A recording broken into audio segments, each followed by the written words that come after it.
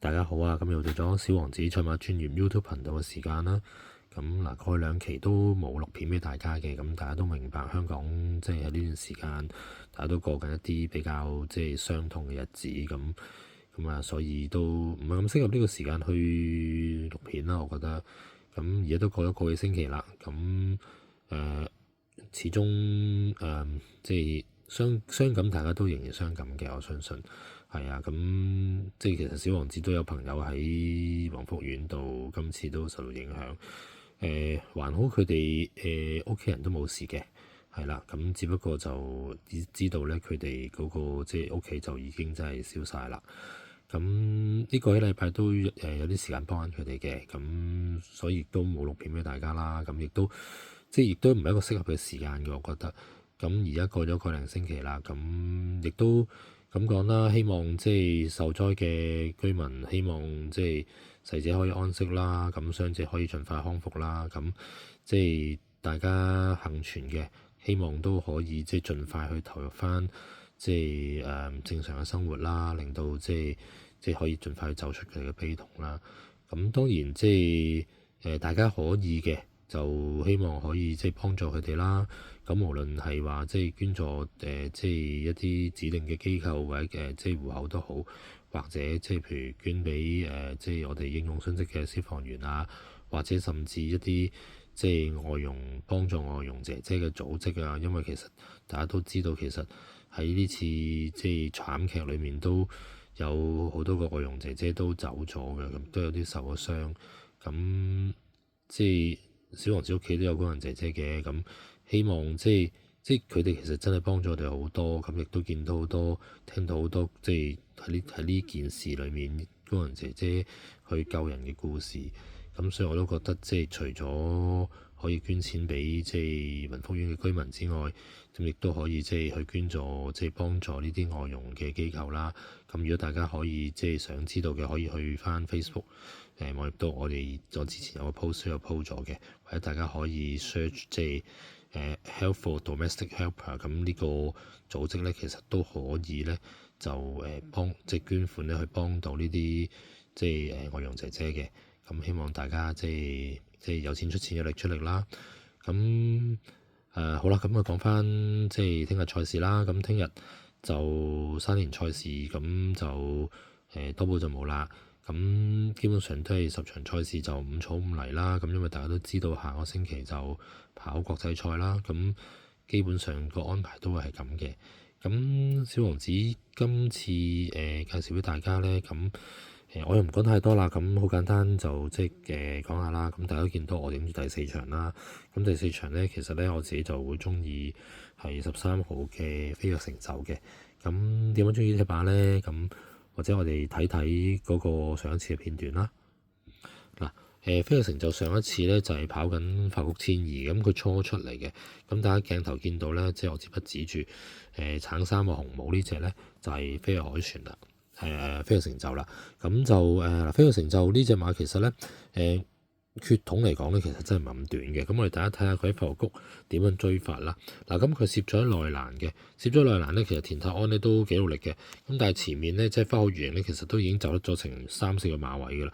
咁但係你見到田泰安咧一路咁打住隻馬，俾佢隻馬上嚟咧，其實即係佢就越追越近嘅花好圓形咧，其實最後只係輸半個馬位嘅啫。咁最後嚟講咧，其實佢喺呢個法國谷開最後嗰個末段咧，開緊22秒69咧，係算做到一個好快嘅時間嚟嘅。咁又係嗰句啦，即係話隻馬都要有能力先可以做呢樣嘢㗎嘛。咁如果佢開到22秒69而追到一個咁近嘅半個馬位嘅，即係由頭先你見到成3-4個馬位可以追翻成半個馬位咧，其實隻馬絕對有咁嘅能力。好啦，咁睇完呢段片啦，咁嗱你見得到咧。我播翻呢度咧，就係其實想即係大家講講佢嘅血統，因為咧佢血統咧其實咧即係佢係立功者，即係呢條副線落嚟嘅。咁立功者其實咧就係灌木叢嗰面落嚟啦。咁灌木叢其實都係跑偏向啲長途啲啦。咁另外外祖父嗰面即係媽媽嗰面都係方拍咧，都係偏向啲1里啊嗰啲附近嘅馬。咁所以其實成條血線一定就唔會係千二馬嚟嘅。咁其實上季咧佢3歲嘅時候咧，何然都曾經俾佢上去1400咧，其實都有啲走勢。好啦，嗱今季變咗做4歲啦，咁其實基本上亦都比之前成熟咗啦。咁咁啱咧，其實咧遇着嗰啲對手咧亦都唔強嘅。嗱，大家睇翻呢一場馬咧，其實第4場呢場千四咧，呢場4班1400咧，其實嗱你睇下一號嘅發號英雄啦，我逐隻講下啦。咁呢個發號英雄其實即係今季有場，即係前一場佢12蚊，即係馬王咁嘅賠率贏咗咧。咁基本上上一場已經我哋叫還翻出嚟啦。咁有好得意嘅黎超星、自從隻燈膽將軍即係有事之後，你成個馬房就好似沉咗咁樣嘅。咁呢隻馬都唔知點解。咁但係你話其實對住呢一場咁弱嘅對手咧，其實佢左右配腳咧覺得 O K 嘅。咁佢係排喺外檔啦。咁佢始終叫做識贏馬㗎嘛。咁呢個可以作為配腳啦。咁逍遙騎士前一場係跑得好嘅，咁但係我又覺得13檔難跑，咁又唔似係即係走入嚟前列。好啦，衝上雲霄係啦，係上季佢即係季尾嗰幾場跑得幾好，應該話上季嗰幾場跑得幾好啦。跟住就咪有事就傷咗啦，咁啊唞到而家先出。咁其實即係你見到佢1197磅咧，其實對比佢上一季佢跑好嘅時間咧，其實佢重咗成20幾磅。咁亦都即係神貨見得到咧，隻馬真係似乎仲係重身啲，所以就唔係好似呢一場你擺個潘頓落去咧，我覺得佢孭飛嘅啫。好啦，咁首飾悟空可能會好少少，但係我覺得始終冇表現咧，我又覺得唱寒天嗰啲馬都唔似嘅。發財金哥上次就係一個好利追嘅泥地咯，追過第6啦。咁今日無疑丁仔有隻小雨天堂喺度，咁但係呢隻我諗睇臨場啦。如果你見到佢落飛嘅，咪拖埋佢咯嚇。咁但係我麻麻地嘅。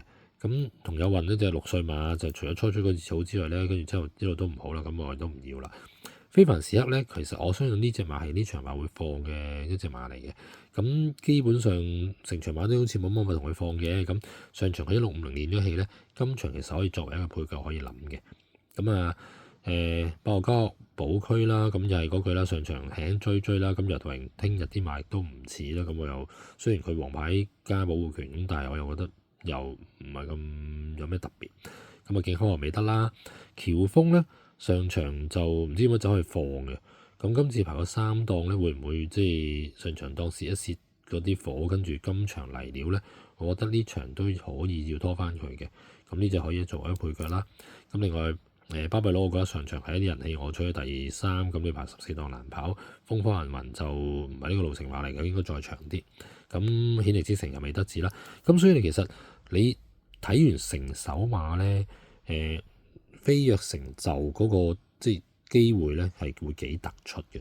咁嗱，雖然大家見到佢追得好啦，咁同埋佢排過5檔啦。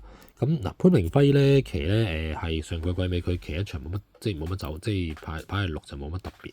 咁但係其實即係大家都知道潘明輝同阿何賢即係以前何賢徒弟啦，咁佢都而家都好多合作嘅。咁但係我聽聞咧，上次嘅天福咧就比即係上次。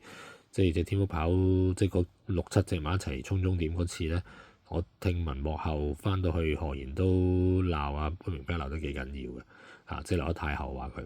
好啦，今次再俾次機會你係啦，跑多一次就係飛躍成就。我諗在公在私啦嚇，即係無論即係你幫以前師傅好，或者即係佢繼續想喺幫何賢去合作嘅話咧，我相信呢隻飛躍成就咧，基本上潘明輝你都應該會好努力去騎。加上今次排過5檔啦，咁頭先講過啦，其實前面步速唔會特別好快嘅，相信。咁佢排5檔咧，係呢隻馬冇乜前速，但係希望佢跟翻前少少，可能7-8位度啦嚇。咁以佢嘅後勁咧，我相信即係聽日佢贏馬機會都幾大嘅。咁希望都幫到大家啦。咁嗱，其實隔晚咧，而家嘅時間咧，基本上衝上雲霄大滿我唔要噶啦。咁你見得到咧，飛躍成就咧都有60幾蚊，大概披斯嘅大滿嚟嘅喎。咁所以見得到咧，其實都似乎有啲隔夜嘅飛戰底飛落咗落去。咁同埋其實睇翻聽日咧，賀賢成手馬咧，其實都唔差嘅。咁其實好多都喺個即係我唔知係邊線添啊，其實都有機會嘅叫做嚇。咁所以大家都要留意住賀賢聽日嗰手馬啦嚇。尤其是有隻冷門俾推介俾大家，不過我就唔講得太多啦，就係第2場嗰隻，咁大家自己去睇下第2場邊隻賀賢嘅馬啦。好咁嗱，今日就介紹即係分享成就俾大家啦。咁而家6倍有17蚊 pay，希望即係一邊兩 pay，咁我相信都應該幫到大家嘅。咁希望大家即係聽日贏多啲啦。咁如果贏到錢嘅，咁都即係揾部分出嚟，即係可以捐俾我哋即係大埔文福苑嘅災民啦。咁始終即係做善事，善有善報，福有攸歸嘅。咁希望大家聽日都贏多啲啦。